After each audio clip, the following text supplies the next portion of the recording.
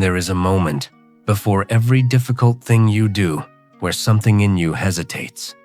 You know the moment, the pause before you speak, the second before you commit, the fraction of time where the mind runs the calculation one more time. What if this goes wrong? What if I am not ready? What if this is the one that breaks me? That hesitation is invisible to everyone around you, and it is the only thing that can actually stop you. Honda Tadakatsu understood this before his first battle. His name is not well known outside Japan, but among the warlords of the Sengoku period, the most violent century in Japanese history, he was considered something close to a myth while he was still alive. He served Tokugawa Ieyasu for his entire military career. He fought in more than 57 major engagements. He survived them all without a single serious wound. This was not luck.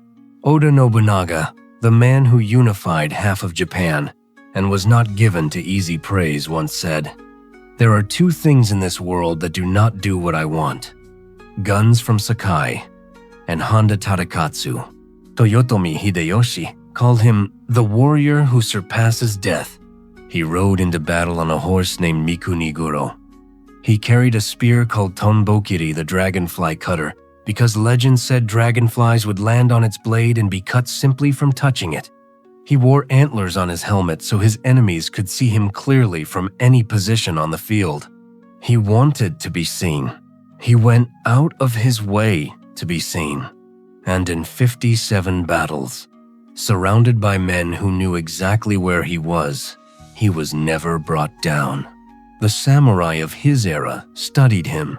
They asked the same question you are asking now.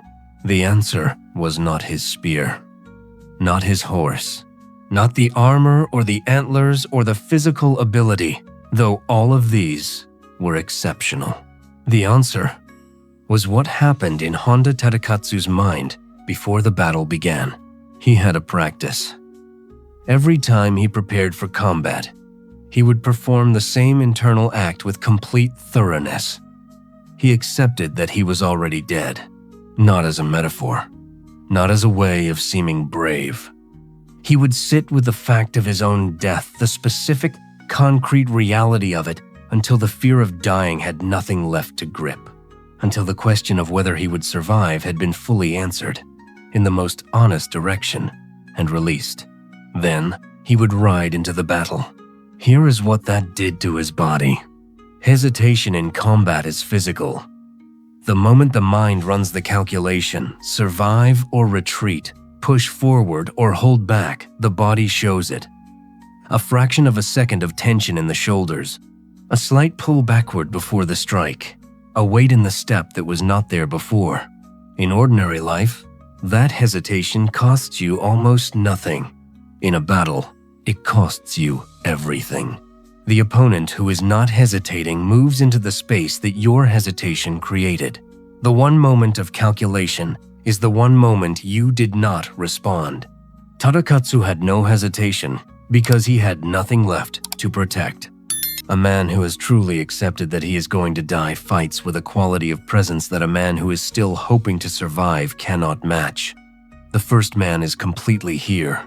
The second man is somewhere between here and the life he is trying to get back to. The antlers were not arrogance. They were a declaration. I am not hiding. Come find me. I am already where this ends. You are not going to war. But you know the hesitation. You know what it costs you in the moment before a hard conversation, a difficult decision, a commitment that cannot be taken back. The pause where the mind runs the survival calculation and pulls you back half a step from the thing you were about to do. Tadakatsu's lesson is not about recklessness. He was one of the most disciplined warriors Japan ever produced. It is about what happens when you do the one thing most people spend their entire lives avoiding. You sit with the worst possible outcome until it no longer has power over the next moment. When you have truly accepted what you are risking, not pushed it away, not minimized it, but looked at it completely, the hesitation dissolves. And what is left is just the action. The question is not whether you are ready to face what you are avoiding. The question is whether you are willing to sit with it long enough to find out you already were.